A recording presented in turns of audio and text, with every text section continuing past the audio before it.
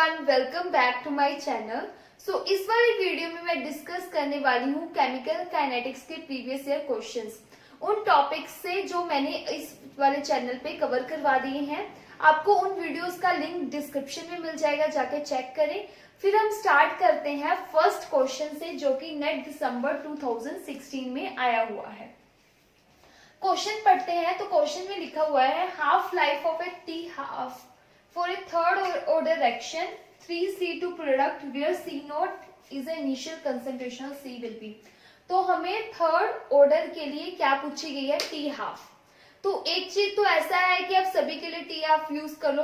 Second चीज है कि आप जनरल इक्वेशन याद कर लो, वहां से किसी की भी टी हाफ को निकाल लो। तो जनरल इक्वेशन होती है किसी की, सभी ऑर्डर्स के लिए वैलिड है ये वाली इक्वेशन। तो जो जनरल इक्वेशन होती है वो होती है KT is equal to 1 by n minus 1 divided by 1 by AT n minus 1 minus 1 by A naught n minus 1। So this is a general equation। इस इक्वेशन से हम निकालेंगे T half for third order reaction. तो ये जो general equation है इसको मैंने डिटेल में डिस्कस किया है, जाके वीडियोस देखो अगर आपको नहीं पता।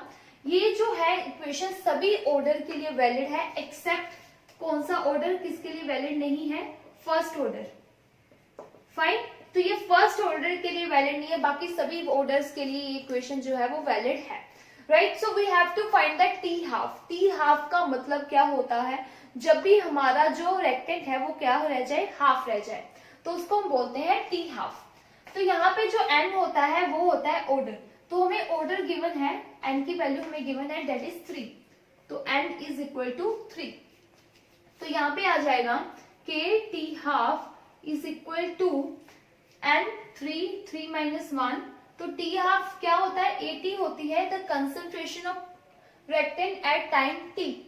तो एट टाइम t तो कितनी कंसंट्रेशन हो जाए रेक्टेंट की? तो हमें पता है यहाँ पे टी हाफ की बात कर रहे हैं, तो रेक्टेंट की कंसंट्रेशन क्या हो जाएगी? हाफ हो जाएगी। तो इट वुड बी स्टार्टिंग जितनी भी कंसंट्रेशन थी उसका हाफ अपॉन n की वैल्यू क्या है? 3 है, 3 minus 1 2। So upon 1 by A naught, n जो है वो 3 है, 3 minus 1 2। ओके। तो ये वाली हमारी जो है वो वैल्यू हो जाएगी। फाइन। अब मैं यहाँ पे निकालू K T half is equal to 3 minus 1 2 आ जाएगा। ठीक है, 3 minus 1 2 आ जाएगा। अब यहाँ पे क्या होगा? A नॉट स्क्वायर आ जाएगा, है ना, और ये 2 इंटू 2 का स्क्वायर क्या होगा? 4। ये ऊपर चला जाएगा। सेम वे यहाँ पे 1 आ जाएगा, A नॉट स्क्वायर। ओके, ऐसी हमारे पास इक्वेशन बन जाएगी। अब जब हम इसको सॉल्व करना स्टार्ट करेंगे, so I am going to rub this. तो इसको जब मैं सॉल्व करना स्टार्ट करूंगी तो मैं एलसीएम ले लूंगी इसका, है ना। तो यहाँ पे K T half is equal to 1 by 2 A naught square. तो एलसीएम लिया, 4 minus 1 3। तो यहाँ पे हमारे पास टी हाफ की क्या वैल्यू होगी? 3 by 2 के A नॉट स्क्वायर। तो A नॉट क्या है? स्टार्टिंग वाली कंसंट्रेशन। इस वाले क्वेश्चन में उसको किससे रिप्रेजेंट किया गया है? C नॉट से। तो कौन सा ऑप्शन मैच कर रहा है? 3 by 2 के A नॉट स्क्वायर। तो ए ऑप्शन आपका आंसर आ जाएगा। तो simple you have to learn that general equation, वहां से आप कोई भी किसी के लिए भी टी हाफ जो है वो निकाल सकते हो। तो वो वाली इक्वेशन जो थी वो वैलिड थी accept first order reaction. Okay, so now let's do second question. वही जनरल इक्वेशन पे ही है ये वाला क्वेश्चन भी। सेकंड जो क्वेश्चन हम डिस्कस करने वाले हैं, तो सेकंड क्वेश्चन क्या है? For a second order reaction, now they are talking about n is equal to 2। तो फर्स्टली सबसे इजी वे होता है फिजिकल क्वेश्चन अटेम्प्ट करने का, जो भी आपको गिवन है उसको लिख लो, right. Then straight line among the following plot. तो हमें ये वाले प्लॉट्स गिवन है, तो हमने बताना है कि इसमें से कौन सी जो है वो स्ट्रेट लाइन देगी। एक बार याद रखना कि काइनेटिक्स में प्लॉट्स बहुत इंपॉर्टेंट है। प्लॉट्स पे बहुत क्वेश्चंस आते हैं, तो उसके लिए आपको इक्वेशंस पता होना चाहिए। अब प्लॉट निकालने के लिए यू शुड नो कौन सी n is equal to second order equation क्या है। अब आप कितने ऑर्डर्स की इक्वेशन याद करोगे? तो जनरल इक्वेशन से निकालेंगे फॉर सेकेंड ऑर्डर।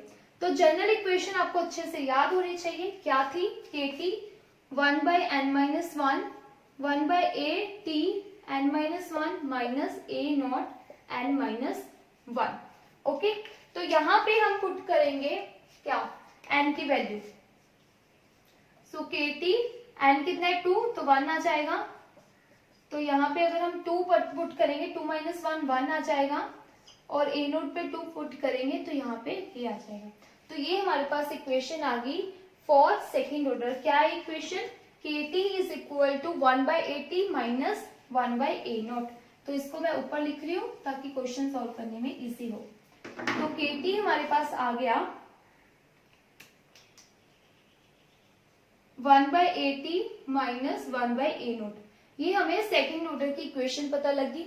अब हमने देखना है किसमें स्ट्रेट लाइन आएगी, x वर्सेस t। यहाँ पे x क्या रिप्रेजेंट कर रहा होगा, तो x बेसिकली रिप्रेजेंटिंग दिस 80, ठीक है, तो 80 को रिप्रेजेंट कर रहा है। तो x वर्सेस टाइम, तो कोई स्ट्रेट लाइन हमें आने की वो ही नहीं लग रही। तो log और log, यहाँ पे log तो है ही नहीं, इस वाली पर्टिकुलर इक्वेशन में log तो है ही नहीं, तो ये दो ऑप्शन तो हो नहीं सकते, स्ट्रेट लाइन आ नहीं सकती।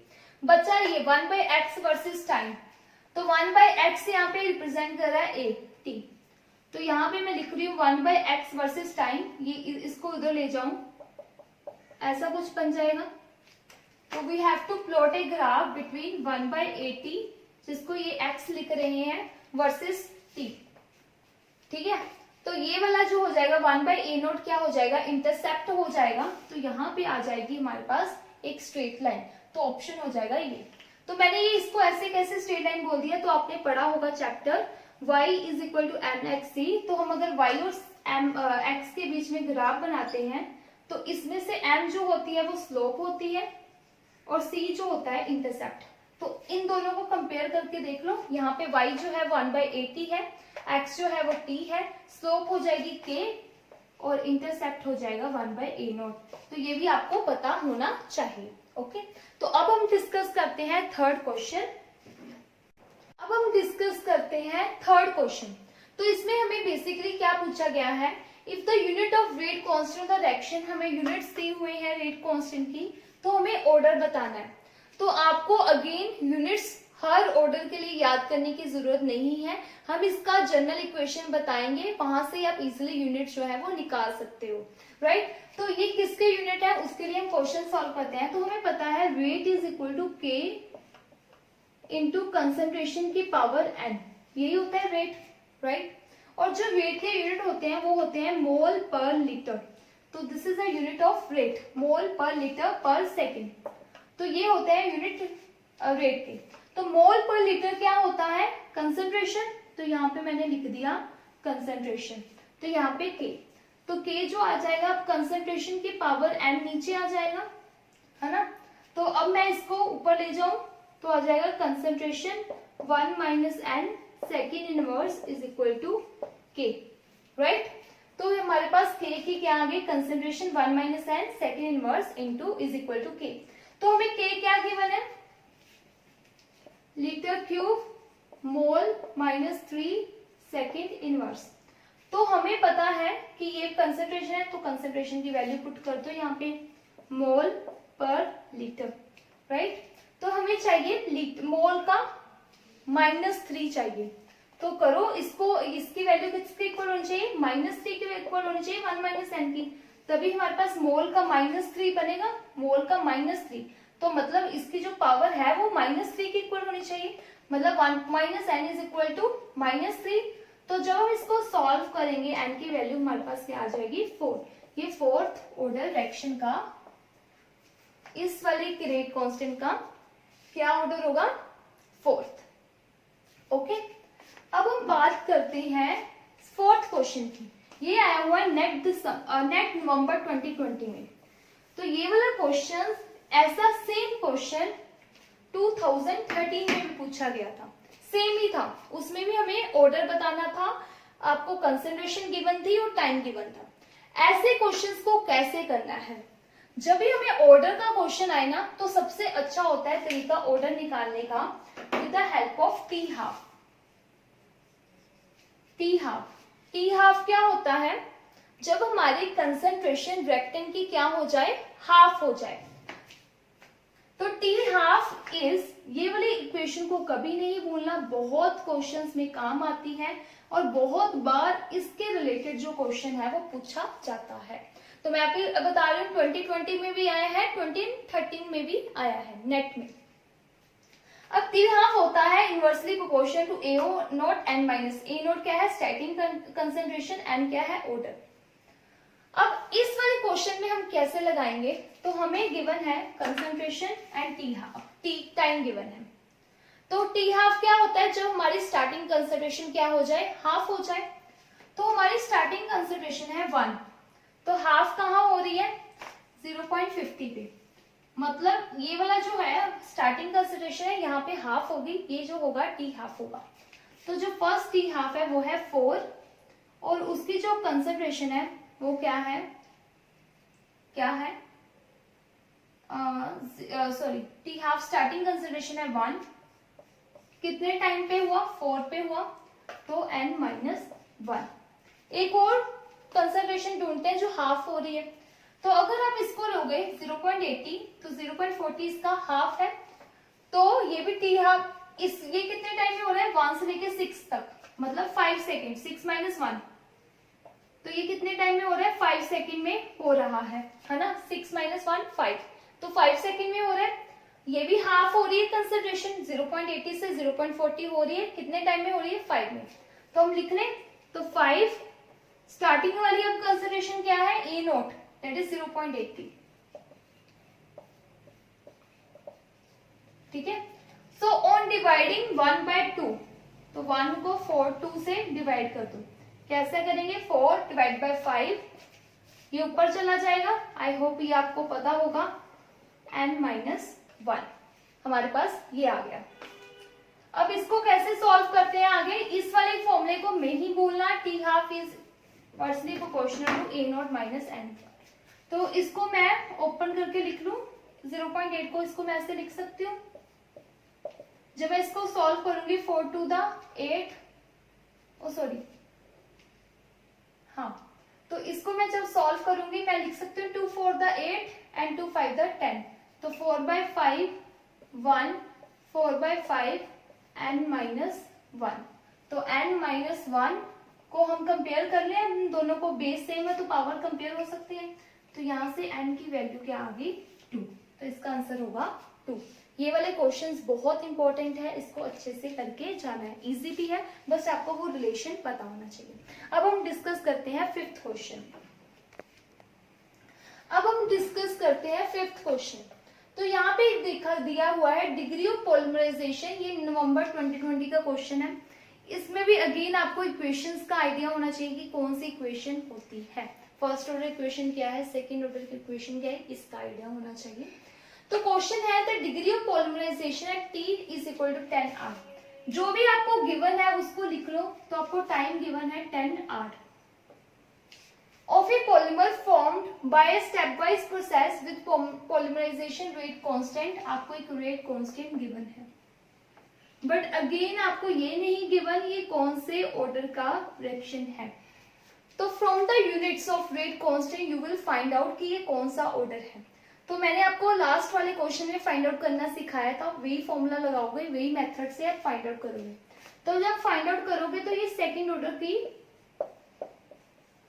होगी, ठीक है। तो ये है सेकेंड ऑर्डर की इक्वेशन। तो हमने फाइंड आउट करना है डिग्री ऑफ पॉलीमराइजेशन। क्या फाइंड आउट करना है, डिग्री ऑफ पॉलीमराइजेशन। तो इसमें कुछ एक एक्स्ट्रा चीज पता होनी चाहिए आपको, डिग्री ऑफ पॉलीमराइजेशन का फॉर्मूला। तो डिग्री ऑफ पॉलीमराइजेशन होता है A0/80, A0/80, ओके। ये थोड़ा सा कंबाइंड क्वेश्चन था पॉलीमर से, बट आपको degree of polymerization, fraction of polymerization, ये सारा कुछ पता होना चाहिए। फ्रैक्शन ऑफ पॉलीमराइजेशन होता है, ये होता है x/A0। ऐसा फ्रैक्शन ऑफ पॉलीमराइजेशन पे क्वेश्चन आया था 2013 में, ऐसा ही था, सेम क्वेश्चन था, थोड़ा सा चेंज था, ठीक है। तो अभी के लिए मैं तो आपको 2020 का करवा रही हूँ, ठीक है। तो ऐसा क्वेश्चन आते हैं, तो इसका मुझे ये बताने का यही पर्पस था। तो आपको डिग्री ऑफ पॉलीमराइजेशन मतलब basically you have to find the value of A0/80। तो वो फाइंड आउट करने से पहले you should know the equation of second order, जिसको हम सेम जनरल इक्वेशन से निकालेंगे। आई होप आपको पता होगा कौन सी है जनरल इक्वेशन। तो इससे हम निकालेंगे, ठीक है। जब हम इससे निकालेंगे, वैल्यू पुट करेंगे n की, जो कि है 2, तो हमारे पास जो इक्वेशन आएगी, जो कि मैंने पहले भी निकाली थी, 1/80 बाय माइनस ए नोट। तो ये 4 मार्क्स का क्वेश्चन था, बहुत इजी था। तो ए नोट बाय 80 की वैल्यू निकालनी है, तो मैंने इस पूरी इक्वेशन को मल्टीप्लाई कर दिया किससे, ए नोट से। किससे कर दिया, ए नोट से, to find the value of A naught by 80। तो जब मैं इसको मल्टीप्लाई करूंगी ए नोट से, तो यहाँ पे भी तो आएगा ए नोट, पूरी इक्वेशन को किया है जब, तो यहाँ ऊपर भी आएगा ए naught by 80 minus A naught bye A note. Fine. अब क्या होगा, ए नोट बाय ए नोट 1 आ जाएगा, यहाँ पे -1 कर दो, और ए नोट बाय 80 आ जाएगा। बच्चे मेनली ये ए नोट यहाँ इधर लिखना भूल जाते हैं, ठीक है, तो ये गलती नहीं करनी। तो you know the value of के, यहाँ पे मैं वैल्यूज पुट कर रही हूँ, तो यहाँ पे -1 को मैं उधर उठा के ले जाती हूँ, तो के नोट ए नोट प्लस 1 ये आ गया। तो केटी ए नोट की वैल्यू निकालते हैं। तो आपको के क्या गिवन है, तो ये जो के गिवन है वो है 3 × 10⁻²। तो यहाँ पे मैंने पुट किया 3 × -2। उसके बाद टाइम क्या गिवन है, टाइम क्या गिवन है, 10 आवर। तो 10 आवर आपको गिवन है, तो 10 आवर को चेंज करोगे यूनिट, तो यहाँ पे सेकेंड इनवर्स है, तो यूनिट तो सेम होनी चाहिए अगर हम मल्टीप्लाई कर रहे हैं, तो we have to change it into the second, ठीक है। उसके बाद ए नोट स्टार्टिंग वाली कंसंट्रेशन, तो इनिशियल मोलर कंसंट्रेशन कितनी है, 50 मिलीमोलर। तो यहाँ पे आपको यूनिट्स में थोड़ा सा किया हुआ है, तो यूनिट्स का ध्यान रखना है, तो मोलर में चेंज करेंगे, मिली को चेंज करने के लिए हमें -3 से मल्टीप्लाई करना पड़ेगा। तो यहाँ पे हम मल्टीप्लाई करेंगे 3 × 10⁻² into 10 × 60 into what, multiply by 50 × 10⁻3। ये सारी वैल्यू लिख दी, और इसको हम ऐड कर देंगे 1 से, ये हमारे पास आ जाएगा डिग्री ऑफ पॉलीमराइजेशन, क्या आ जाएगा, ए नोट बाय 80। जब आप इसको सॉल्व करोगे पूरी इक्वेशन को, आपके पास ए नोट बाय 80 की वैल्यू आएगी 55, तो ए इसका ऑप्शन हो जाएगा। तो ऐसा क्वेश्चन प्रीवियस ईयर्स में भी 2013 में भी आया हुआ है, बस अब वहां पे डिग्री ऑफ पॉलीमराइजेशन की वजह से क्या पूछा गया हुआ था, जगह पे फ्रैक्शन ऑफ पॉलीमराइजेशन। तो ऐसे क्वेश्चंस को भी इग्नोर नहीं करते हैं। ओके, अब हम डिस्कस करते हैं नेक्स्ट क्वेश्चन। अब ये जो क्वेश्चन है, क्वेश्चन नंबर 6, तो ये है आर्हेनियस इक्वेशन से। तो आर्हेनियस इक्वेशन के अकॉर्डिंगली जो रेट कांस्टेंट होता है वो किसके इक्वल होता है, A E minus E A by R T, ठीक है। वेयर ये जो होता है वो क्या होता है, activation energy, R gas constant, T is temperature, A जो है वो कांस्टेंट होता है, राइट। तो ये हो गया हमारे पास Arrhenius constant, K is equal to A E minus E A by R T. ये वाले इस वाले फॉर्मूला के बेस पे ये वाला क्वेश्चन है। तो इस वाले फॉर्मूला ये तो नेट दिसंबर 2018 में आया हुआ है, नवंबर 2020 पे भी इस फॉर्मूला बेस्ड क्वेश्चन आया हुआ था। तो केमिकल काइनेटिक्स में से मोस्टली 15 मार्क्स का पेपर भी आ जाता है, कभी कभार कभी कभी 20, मतलब 15 मार्क्स तक तो आ ही जाता है। तो केमिकल काइनेटिक्स इजी चैप्टर है, और मोर इम्पोर्टेंटली यहाँ पे क्वेश्चंस आते बहुत ज्यादा है और बिल्कुल कंफ्यूजिंग नहीं होते, जैसे थर्मोडायनेमिक्स में मुश्किल क्वेश्चन आ गए, यहाँ पे क्वेश्चंस इजी आते हैं। तो activation energy of reaction reduce by 12 kilo calorie, कि उसकी जो एक्टिवेशन एनर्जी कम हो गई, क्यों, in the presence of an catalyst, catalyst की प्रेजेंस में उसकी जो एक्टिवेशन एनर्जी है वो कम हो गई। और टेम्परेचर हमें गिवन है, तो एक्टिवेशन एनर्जी रिड्यूस हुई है, कितनी रिड्यूस हुई है, 12 किलो कैलोरी पर मोल। तो यूनिट्स का ध्यान रखना है, यूनिट्स को गलत नहीं करके आना। इन the presence of catalyst temperature हमें गिवन है, कितना गिवन है, 300 केल्विन, तो इस टेम्परेचर पे हुई है। तो हमने फर्स्ट ऑर्डर इक्वेशन एग्ज्यूम करनी है और हमें फैक्टर बताना है किस फैक्टर से जो रेट कांस्टेंट में फर्क आया होगा। तो हमें पता है, ये टॉपिक मैंने डिस्कस किया था, जैसे ही हम कैटलिस्ट डालते हैं जो हमारी एक्टिवेशन एनर्जी है वो क्या हो जाती है, कम हो जाती है ना। तो कम हो जाती है जैसे हमारे पास ये है, अगर ये कैटलिस्ट के साथ है, कैटलिस्ट के साथ, तो इसकी एक्टिवेशन एनर्जी कितनी है, इतनी EC। तो जैसे मैं इसको कैटलिस्ट को रिमूव कर दूंगी तो इसकी एक्टिवेशन एनर्जी कितनी हो जाएगी, EA विदाउट कैटलिस्ट। ठीक है, तो ये वाला जो डिफरेंस है वो हमें गिवन है। तो क्या गिवन है हमें, EA माइनस EC गिवन है, EA माइनस EC गिवन है, जो कि इज इक्वल टू 12 है। तो इस ऐसे क्वेश्चन को हमने क्या करना है, ये मैंने लिख दिया विदाउट कैटलिस्ट, जिसको मैं A से डिफाइन कर रही हूँ। ठीक है, ये मैंने लिख दिया कैटलिस्ट के साथ। तो क्या हो जाएगी वैल्यू, अब एक्टिवेशन एनर्जी EA की जगह क्या होगी, EC, activation energy of catalyst, और R और T जो है वो क्या रहेगा, सेम रहेगा। अब मैंने इन दोनों को क्या कर दिया, डिवाइड कर दिया, KA को मैंने ऐसे किया, 2 है 1 है, ऑन डिवाइडिंग 2 by 1, 2 से 1 को डिवाइड कर दिया। जो इस बार क्वेश्चन आया था वो 2 मार्क्स का आया था, इजी था। ठीक है, ये थोड़ा सा इसमें 2 कंसेप्ट यूज हो रहे थे, इसलिए मैंने ये वाला क्वेश्चन डिस्कस करना सही समझा। अब यहाँ पे A से A कट जाएगा जब हम कैटलिस्ट को डिफाइन करेंगे, तो यहाँ पे है E minus EC by RT, और इसको हम डिवाइड कर रहे हैं EA माइनस RT से, राइट। तो जब ये ऊपर जाएगा तो क्या बन जाएगा, यहीं पे लिख रही हूं EA by RT। तो अगर बेस सेम है तो we can write KC by K1 is equal to EA minus EC by RT।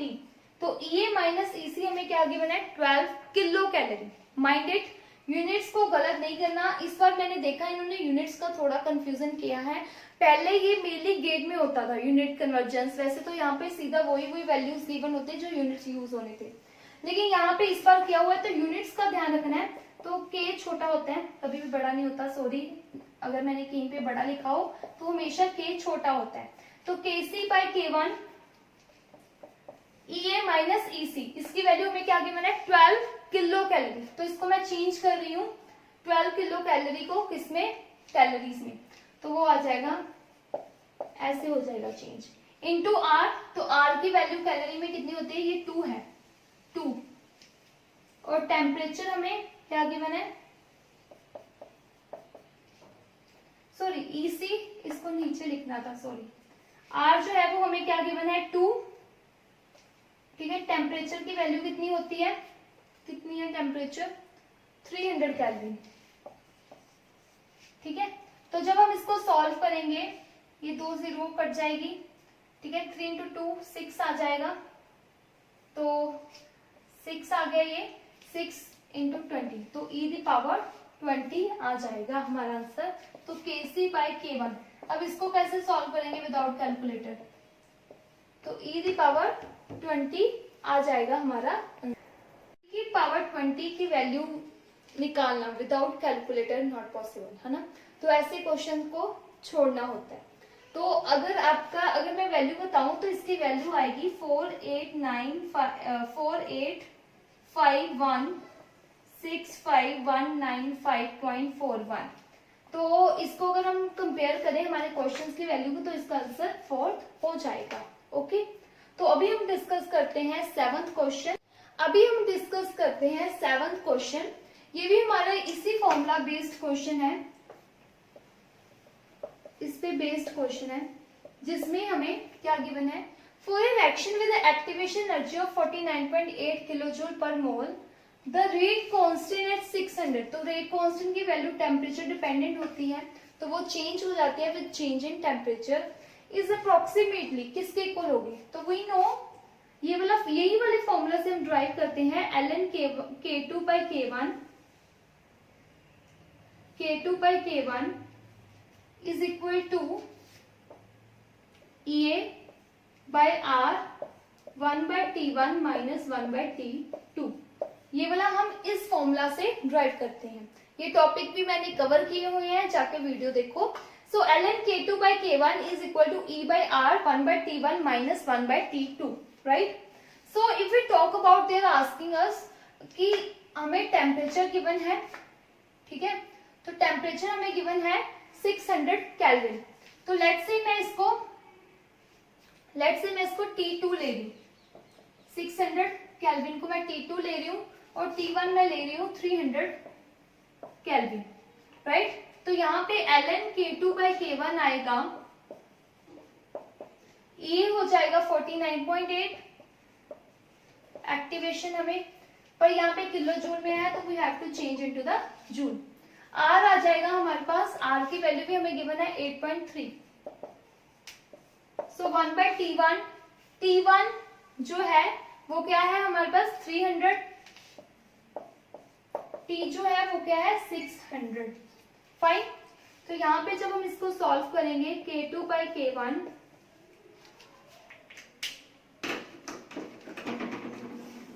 तो यहाँ आ जाएगा 498 और 2 zeros, और यहाँ पे आ जाएगा 83, 1 0 में ऊपर देखिए, राइट।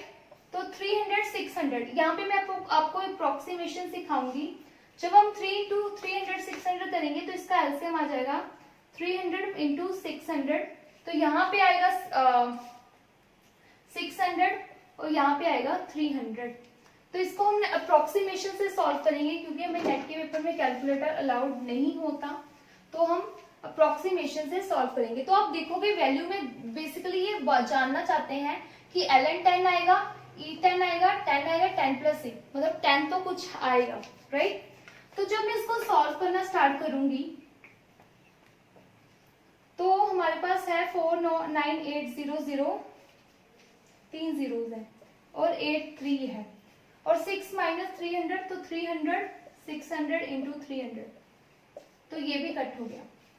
तो मैं इस पूरे टर्म को लिख सकती हूँ क्या, 49800 है तो मैं इसको 50 लिख लिया मैंने, 1 2 3 4 5, और इसको मैंने लिख लिया 900, फाइन। यहाँ दोनों कट गए, 9 के टेबल में 500 कब आता होगा, 9 के टेबल में 500 कब आता होगा, इसको 830 को 10 लिखो, ठीक है, 830 को 10 लिख लो, और यहाँ पे हमारे पास है 600, सॉरी 830 को 900 ही लिख लो, कोई इशू नहीं। ओके, दूर दूर है तो we can write this much of approximation we can do. तो ऊपर है हमारे पास 1 2 3 4 5, 1 2 3 4 5, ठीक है। 96 का 54, यहाँ पे मैंने लिख दिया 54, 2 zeros 2 zeros। अब जब हम इसको सॉल्व करेंगे 4 zeros कट गई, है ना, 1 0 मुझे लगता है मैंने एक्स्ट्रा लिख लिया, यहाँ पे 83 था, सॉरी, तो 83 था तो 90 लेंगे हम इसको, तो 90 into 600, तो 96 का 54, 5400 आ गया, है ना, 96 का 54, एक और 0 आएगी, 1 2 3 3 zeros कट गई, तो हमारे पास बच गया 500/54। तो हमने कुछ ना कुछ अप्रोक्सीमेशन लिया था, तो हम इसको 10 ले सकते हैं। तो बेसिकली हमारे पास आ गया ln K2/K1 = 10। जब भी ln उधर जाता है, 10 की तरफ जाता है, तब हमारे पास क्या आता है, जब भी ln उधर जाता है तो K2/K1 आ गया e⁻10, तो हमेशा e आता है, तो ये हमारा करेक्ट ऑप्शन हो जाएगा। अब हम डिस्कस करते हैं इस वीडियो का लास्ट क्वेश्चन। ये है आज की वीडियो का लास्ट क्वेश्चन। ये जो क्वेश्चन है वो है स्टेडी स्टेट अप्रोक्सीमेशन पे। किस पे है? Steady state approximation. इस टॉपिक से भी क्वेश्चन जो है वो आ जाते हैं, और जो इस टॉपिक से क्वेश्चन आते हैं वो थोड़े से वी कैन से कॉम्प्लिकेटेड होते हैं, कंफ्यूजिंग होते हैं। ठीक है, तो हम ये क्वेश्चन देखते हैं कि नेट दिसंबर 2016 में आया हुआ, इसके बाद भी इस टॉपिक से क्वेश्चन जो है वो आते ही रहते हैं। ठीक है, तो अगर एक क्वेश्चन केमिकल काइनेटिक्स से मुश्किल डालना हो तो वो इस टॉपिक से आ जाता है। फाइन, तो इसमें क्या है, हमें दो इक्वेशन दी हुई है। इट्स ए कॉम्प्लेक्स रिएक्शन जिसका रेट जो एक फास्ट है एक स्लो है। तो ऑलवेज रिमेम्बर वन थिंग, जो रेट है वो स्लो स्टेप पे डिपेंड करता है। देखते हैं क्वेश्चन में पूछा गया है steady state approximation can apply on C. ये हमें बताया गया है कि सी पे स्टेडी स्टेट अप्रोक्सीमेशन अप्लाई कर सकते हैं। On doubling the concentration of A the rate of production of D will increase, कि अगर हम ए की कंसेंट्रेशन को इंक्रीज कर दें तो डी का रेट कैसे इंक्रीज होगा या डी की प्रोडक्शन कैसे इंक्रीज होगी।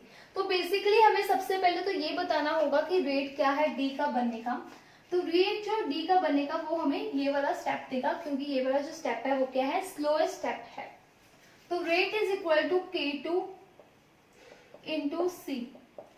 तो अभी आपको लग रहा होगा हो गया question solve, but I want to say जो C है उस पे क्या होगा, अप्लाई स्टडी स्टेट अप्रोक्सीमेशन।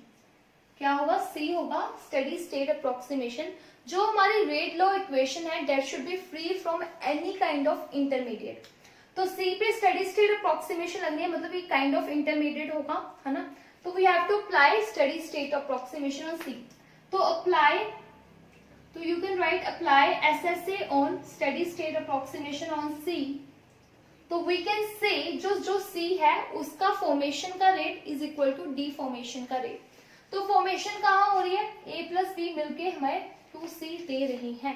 तो इसकी फॉर्मेशन हम क्या लिखेंगे, तो A प्लस बी से मिलके 2C बन रहे हैं। मतलब अगर हम कहें कि जो रेट है is equal to K1 into A into B, ठीक है। बट हमने DC की फॉर्मेशन लिखनी है, तो हमें पता है जो C होगा वो किसके इक्वल होगा, 1/2 DC बाय dt। ऐसे होता है, ये मैंने सारा वीडियोस में कवर करवाया हुआ है, जाके चेक करो वीडियोस को। तो अगर हमने DC की फॉर्मेशन लिखनी है तो इसको हम मल्टीप्लाई कर देंगे। यहां से हमारे पास आ गई C की फॉर्मेशन। तो C अब D फॉर्मेशन कहाँ कहाँ पे हो रहा है, जो हमारा C है वो कहाँ कहाँ पे डिफॉर्म हो रहा है। एक तो यहाँ से बैकवर्ड जा रहा है और यहाँ पे डिफॉर्म हो रहा है। तो अगर हम बैकवर्ड का देखें तो यहाँ पे रेट अगर हम बैकवर्ड डायरेक्शन का देखें तो वो होगा K इंटू सी स्क्वायर। पर C जो होगा वो किसके इक्वल होगा, रेट और C में फॉर्मेशन में क्या रिलेशन है, डी फॉर्मेशन में माइनस DC बाई dt। तो डी फॉर्मेशन C की, मतलब जो C है वो डायरेक्शन से जा रहा है, वो किसके इक्वल होगा 2 इंटू K सी स्क्वायर। आ गया, यहां से आ गई हमारे पास डिफॉर्मेशन। तो ये तो हमने फर्स्ट डायरेक्शन से निकाली, सेकंड डायरेक्शन से भी तो डिफॉर्मेशन आएगी, यहां से भी तो डी जो है C जो है वो खत्म हो रहा है डायरेक्शन में से। तो यहाँ पे हम ऐड करेंगे K2 इंटू A और C। ओके, ये हमने लिख लिया by using a steady state approximation on C, कि जो C जितना बन रहा है उतना ही डिफॉर्म होगा, इज इक्वल टू आ जाएगा।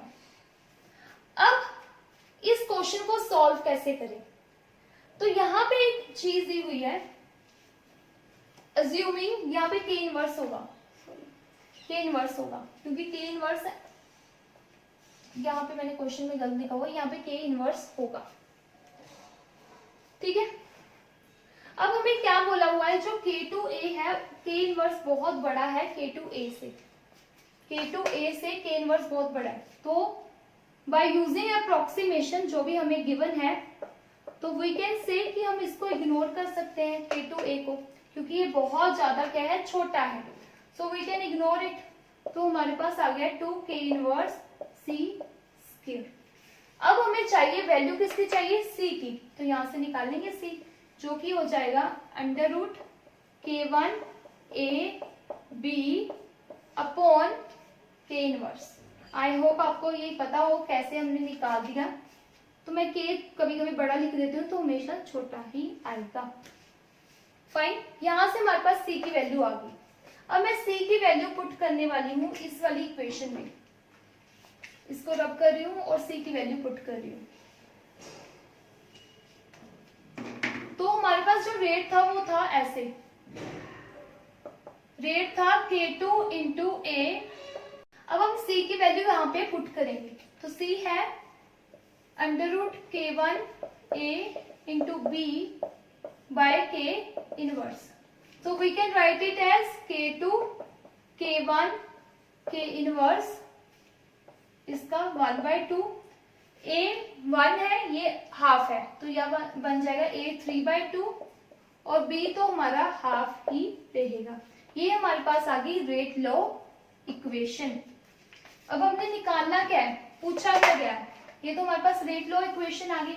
उन्होंने पूछा है the rate of production D will increase by, कितना डी इंक्रीज होगा रेट अगर हम क्या कर दें, एक ही कंसेंट्रेशन को डबल कर दे। तो ये रेट हो गया 1, ये हो गया न्यू वाला रेट, तो कितना इंक्रीज होगा, ये सारा सेम रहेगा, K2 K1 K inverse half, A को हमने डबल करना है तो 2A 3/2 B हाफ। तो डिवाइड करेंगे हम B हाफ को B हाफ से, कर दिया डिवाइड, ये वाला भी सारा कट जाएगा, क्या बचा सिर्फ ये, वो भी क्या बचेगा 1 2 की दी पावर 3/2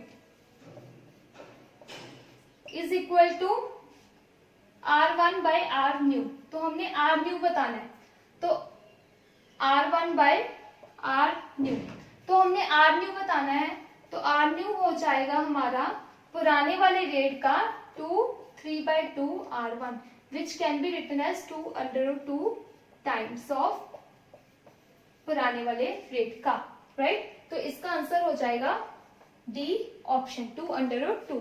तो ऐसे क्वेश्चंस भी आते हैं, इजी था बट आपको ये निकालना आना चाहिए होता है कि रेट क्या बनेगा, राइट।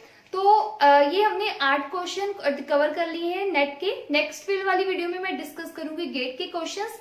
अगर आपको कोई भी डाउट है तो आप मुझे इंस्टाग्राम पे पूछ सकते हो, मुझे मेल सेंड कर सकते हो और कमेंट बॉक्स में भी पूछ सकते हो। Thank you so much for watching.